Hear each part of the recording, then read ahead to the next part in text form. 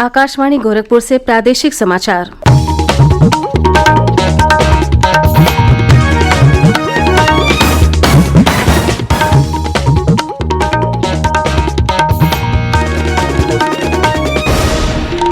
नमस्कार, समाचार बुलेटिन के साथ मैं सोनी निगम। पहले मुख्य समाचार। केंद्र सरकार के महत्वाकांक्षी कार्यक्रम डिजिटल इंडिया के पूरे हुए 6 वर्ष। प्रधानमंत्री नरेंद्र मोदी ने कहा, डिजिटल इंडिया है आत्मनिर्भर भारत की साधना और 21वीं सदी में मजबूत भारत का नारा। प्रदेश में कल से हुई वृक्षारोपण आंदोलन की शुरुआत। 1 से 7 जुलाई के बीच 30 करोड़ पौधे लगाने का है लक्ष्य। मुख्यमंत्री योगी आदित्यनाथ ने कहा, 3T फार्मूले से प्रदेश में नियंत्रित हो रहा कोविड-19 का संक्रमण। लोग सावधानी बरतें, समाप्त नहीं हुआ है अभी कोविड संक्रमण। और प्रदेश में समुदाय आधारित क्लस्टर टीकाकरण अभियान कल से हुआ शुरू। 3 महीने में 10 करोड़ से अधिक लोगों के कोविड टीकाकरण का है लक्ष्य।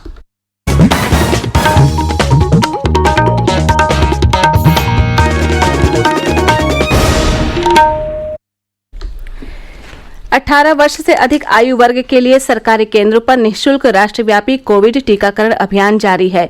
युवा श्रोताओं से हमारा आग्रह है कि कोविड रोधी टीका लगवाएं और अन्य लोगों को भी इसके लिए प्रोत्साहित करें। कोविड स्वास्थ्य के लिए खतरा बना हुआ है, ऐसे में एहतियाती उपायों के पालन में कोताही न बरतें। जब तक जरूरी न हो, घर से बाहर न निकलें और इन 3 सरल उपायों का पालन करें। मास्क लगाएं, 2 गज की सुरक्षित दूरी बनाए रखें, हाथ और मुंह साफ रखें। कोविड संबंधी जानकारी और मार्गदर्शन के लिए राष्ट्रीय हेल्पलाइन नंबर 011-2397-8046 और 1075 पर संपर्क करें। और अब समाचार विस्तार से। प्रधानमंत्री नरेंद्र मोदी ने कहा है कि डिजिटल इंडिया कार्यक्रम के 6 साल में देश ने प्रौद्योगिकी को अपनाने में तेजी से प्रगति की है। श्री मोदी ने कहा कि डिजिटल इंडिया ने लोगों का जीवन बदल दिया है। डिजिटल इंडिया के 6 साल पूरे होने के अवसर पर एक समारोह को संबोधित करते हुए प्रधानमंत्री ने कहा कि डिजिटल इंडिया की मदद से न्यूनतम सरकार और अधिकतम शासन का सपना पूरा होगा। मिनिमम गवर्नमेंट मैक्सिमम गवर्नेंस के सिद्धांतों पर चलते हुए सरकार और जनता के बीच, सिस्टम और सुविधाओं के बीच, समस्याओं और सर्विस के बीच गैप कम करना, इनके बीच की मुश्किलें खत्म करना और जन सामान्य की सुविधा बढ़ाना ये समय की मांग रहा है। और इसलिए डिजिटल इंडिया सामान्य नागरिक को सुविधा और उनके एम्पावरमेंट का एक बहुत सशक्त माध्यम है। श्री मोदी ने कहा कि डिजिटल इंडिया आत्मनिर्भर भारत की एक साधना और 21वीं सदी में भारत को मजबूत बनाने का नारा बन गया है। देश में आज एक तरफ इनोवेशन का जुनून है तो दूसरी तरफ इनोवेशन को तेजी से एडप्ट करने का जज्बा भी है। और इसलिए डिजिटल इंडिया भारत का संकल्प है। डिजिटल इंडिया आत्मनिर्भर भारत की साधना है। डिजिटल इंडिया 21वीं सदी में सशक्त होते भारत का एक जयघोष है। प्रधानमंत्री ने कहा कि डिजिलॉकर इस बात का अच्छा उदाहरण साबित हुआ है कि डिजिटल इंडिया कितना प्रभावी रहा। श्री मोदी ने कहा कि डिजिटल इंडिया ने देश के विभिन्न हिस्सों में स्वास्थ्य सुविधाएं प्रदान करने में महत्वपूर्ण भूमिका निभाई है। कोविड के दौरान डिजिटल इंडिया के लाभों का उल्लेख करते हुए प्रधानमंत्री ने कहा कि दूर दराज के लोगों को विशेष रूप से महामारी के दौरान ई-संजीवनी का लाभ मिला है। डिजिटल इंडिया मिशन ने आधारभूत ढांचे के विकास की गति पर अधिक ध्यान दिया है। उन्होंने कहा कि डिजिटल इंडिया की मदद से एक देश एक राशन कार्ड की अवधारणा को लागू किया जा रहा है। प्रधानमंत्री ने वीडियो कॉन्फ्रेंसिंग के माध्यम से डिजिटल इंडिया की विभिन्न योजनाओं के लाभार्थियों से भी बातचीत की। प्रधानमंत्री के साथ बातचीत करते हुए उत्तर प्रदेश की सुहानी साहू ने दीक्षा योजना के लाभों को साझा किया।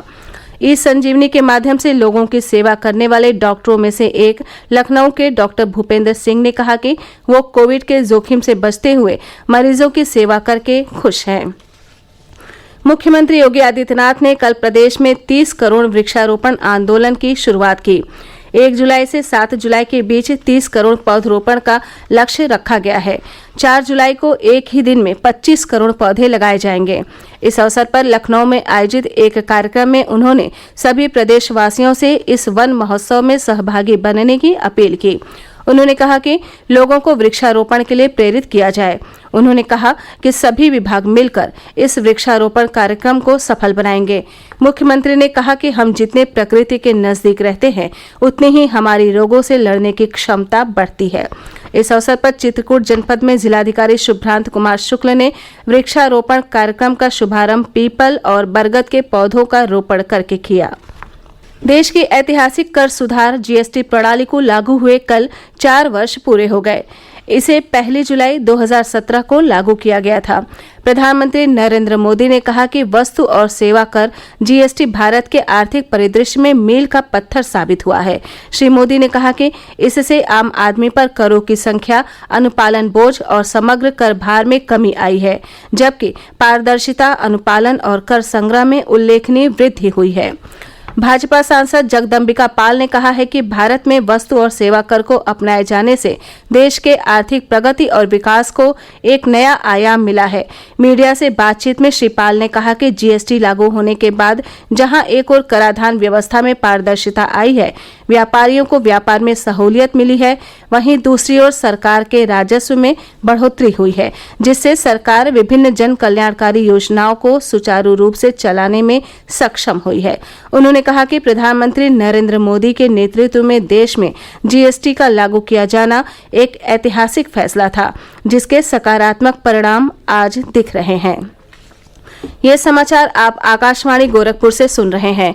ये समाचार बुलेटिन हमारे YouTube channel AIR news Gorakhpur और ट्विटर हैंडल AIR न्यूज_GKP पर भी उपलब्ध है। मुख्यमंत्री योगी आदित्यनाथ ने कहा है कि 3T फार्मूले के कारण प्रदेश में कोविड-19 का संक्रमण नियंत्रण में आ रहा है, जबकि अन्य प्रदेशों में कोरोना के ज्यादा केस आ रहे हैं। उन्होंने कहा कि सभी लोग सावधानी बरतें, क्योंकि कोविड संक्रमण समाप्त नहीं हुआ है। मुख्यमंत्री कल लखनऊ में कोविड-19 की समीक्षा कर रहे थे। समीक्षा के दौरान बताया गया कि जिन प्रदेशों में डेल्टा प्लस संक्रमण है, उन प्रदेशों से आने वाले लोगों की निगरानी, टेस्टिंग तथा उनकी जीनोम सीक्वेंसिंग भी कराई जा रही है। प्रदेश में सभी सरकारी अस्पतालों और सरकार द्वारा अधिग्रहित अस्पतालों में कोरोना की जांच, इलाज और दवाई निःशुल्क उपलब्ध है। सर्विलांस के माध्यम से सरकारी मशीनरी द्वारा अब तक 17 करोड़ 22 लाख से अधिक लोगों के स्वास्थ्य के बारे में जानकारी प्राप्त की गई। निगरानी समितियां ट्रेसिंग के अंतर्गत घर घर जाकर संक्रमण की जानकारी प्राप्त कर रही हैं। प्रदेश में कल से क्लस्टर आधारित कोविड टीकाकरण अभियान शुरू हो गया है। राज्य सरकार ने अगले 3 महीने के दौरान लोगों को 10 करोड़ टीके लगाने का लक्ष्य रखा है। एक रिपोर्ट। इस महाअभियान का लक्ष्य रोज 10 से 12 लाख लोगों को टीके लगाना है और इसमें भी सबसे ज्यादा ध्यान ग्रामीण इलाकों में अधिकतम टीकाकरण पर रहेगा। राज्य टीकाकरण अधिकारी डॉक्टर अजय घई ने आकाशवाणी को बताया, क्लस्टर स्ट्रेटेजी में हम एक ब्लॉक को क्लस्टर्स में डिवाइड कर देते हैं और उस क्लस्टर में ही सारी टीम जाके वहीं सत्र लगा के टीकाकरण करते हैं। उसका हमें बहुत अच्छा जो है रिजल्ट मिला है। जो टीकाकरण जून में पहले करीब 4-4.5 लाख रोज पूरे यूपी में हो रहा था, वो एकदम से 8, 8.5 और एक दिन तो 9 लाख से भी ऊपर हुआ है। 1/3 ब्लॉक्स में अभी हमने ये कार्यक्रम शुरू किया है, तो डेफिनेटली 10 से 12 लाख का जो लक्ष्य है वो कोई चुनौती ज्यादा नहीं रहेगा। क्लस्टर मॉडल के जरिए ही राज्य सरकार ने जून महीने में 1 करोड़ टीकाकरण के लक्ष्य को 6 दिन पहले ही प्राप्त कर लिया था। सुशील चंद्र तिवारी, आकाशवाणी समाचार, लखनऊ। प्रदेश में कोरोना से ठीक होने की दर 98.5% है। वहीं पिछले 24 घंटों के दौरान कोरोना के 174 नए मामले सामने आए। पिछले 30 अप्रैल को कोरोना के सर्वाधिक सक्रिय मामले लगभग 3,10,000 से घटकर अब 2,946 रह गए हैं, जिनमें से 1,810 रोगी होम आइसोलेशन में हैं। राज्य में संक्रमण की दर कम होने के बाद भी कोरोना जांचों की संख्या घटाई नहीं जा रही है और पिछले 24 घंटे के दौरान 2,37,000 से अधिक टेस्ट किए गए। अब तक राज्य में 5 करोड़ 75 लाख से अधिक टेस्ट किए गए हैं। पिछले 24 घंटों में प्रदेश में 254 लोग कोरोना से स्वस्थ हुए। अंत में मुख्य समाचार एक बार फिर। केंद्र सरकार के महत्वाकांक्षी कार्यक्रम डिजिटल इंडिया के पूरे हुए 6 वर्ष। प्रधानमंत्री नरेंद्र मोदी ने कहा, डिजिटल इंडिया है आत्मनिर्भर भारत की साधना और 21वीं सदी में मजबूत भारत का नारा। प्रदेश में कल से हुई वृक्षारोपण आंदोलन की शुरुआत। 1 से 7 जुलाई के बीच 30 करोड़ पौधे लगाने का है लक्ष्य। मुख्यमंत्री योगी आदित्यनाथ ने कहा, 3T फार्मूले से प्रदेश में नियंत्रित हो रहा कोविड-19 का संक्रमण, लोग सावधानी बरतें, समाप्त नहीं हुआ है अभी कोविड संक्रमण। और प्रदेश में समुदाय आधारित क्लस्टर टीकाकरण अभियान कल से हुआ शुरू। 3 महीने में 10 करोड़ से अधिक लोगों के कोविड टीकाकरण का है लक्ष्य। इसी के साथ प्रादेशिक समाचारों का ये बुलेटिन समाप्त हुआ। नमस्कार।